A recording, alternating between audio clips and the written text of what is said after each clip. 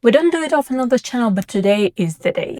Let's tell some trends. Cuckoo, my name is Anastasiia and welcome to my YouTube channel where we like all things smart, classy and chic. So if that is something you're interested in, you shall probably consider subscribing. Today I'm going to talk about and subsequently style some of the spring trends that I particularly find myself being excited about, which to be quite honest doesn't happen often, so we're gonna grab this opportunity. This video is sponsored by Lily Studio, a very much so casual chic brand. They have a lot of office-appropriate outfits, but also some items that I would describe as a little bit more fun, a little bit more interesting. I specifically requested items from across the category, so I have a little bit of knitwear, a little bit of tailoring, a little bit of lacy, silky materials, and let me tell you, the quality is there. Anywho, the links to the items will be in the description below, as well as my sizes and the measurements for the references. And without further ado, let's get right into it with a trend that basically took over the majority of the Pinterest feed, well, at the very least my Pinterest feed. And that trend is lace, or to be more exact, lacy trimmed items. I feel like the tops in this category are rather easy to find. However, when it comes to the skirt, the majority of them are either this very much so kind of pencil slip skirt with a straight trim of lace going down, very much so Prada-esque, or they're full-on see-through lace. Both of them I like how they look on other people, but neither of them are quite my style. And in that, I would say that this Mermaid beauty is quite unique. It has a zipper on the side, no elasticated band, accentuates your waistline very prettily, and then it falls into this mermaid silhouette with the ruffles and the laces, and they move like, I'm sure I'm showing you right now on the side cutout styling, but it moves like nothing else. It's giving me Medusa vibes, like a fashion Medusa. As far as the styling goes, I personally really like the juxtaposition of the lace and then the heavier knitwear. First things first, I would probably style it with just that, like a chunkier cozy sweater and maybe a pair of loafers. Or for the warmer months, or maybe if you're going on summer vacation, I feel like matching lace with lace is quite cute, so I would probably also try it out with a lacy top and then maybe some cute little kitten heel sandals. Moving on to the next trend, and the print of prints, which made even flowers wild during the spring, which, you know, yes, flowers for spring, how groundbreaking, but what about the polka dots? They have completely consumed all of my purchases. As far as the prints are concerned, I cannot move myself to develop an interest in getting or trying any other print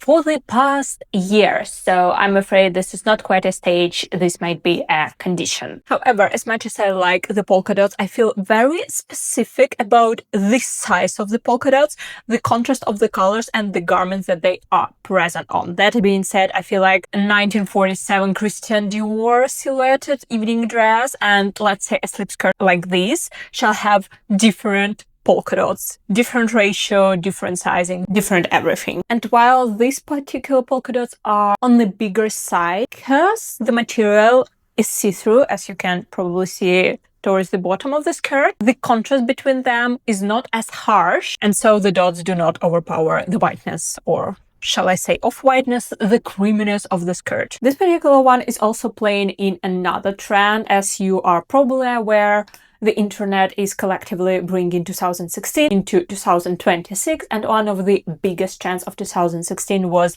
lingerie everything. So the skirt with a little bow and the string is kind of playing into this, once again, lingerie underwear aesthetic. It also has a zipper on the side, but unlike the lacy skirt, the waistline does have a bit of an elastic, hence why I've picked it in size medium so that I can both wear it around my waistline, but then it does have enough give in it that I can wear it as a low waist skirt with like a longer top. Tapping not quite into the Y2K aesthetic, but I would say more like a 90s minimalism one. Which brings me to the styling options. First one, as I have already mentioned, would be like the 90s minimalism. Top it up with a ripped tank top, add black kitten heel sandals, maybe put my hair in a little messy updo and a little black shoulder bag. Aesthetic wise, it is giving Angelina Jolie in Mr. and Mrs. Smith in the scene where they just meet, and I know that she's wearing a white dress there, but I feel like the vibes are kind of the same. And the second way you can style the skirt is probably a little bit Prada-esque, but I feel like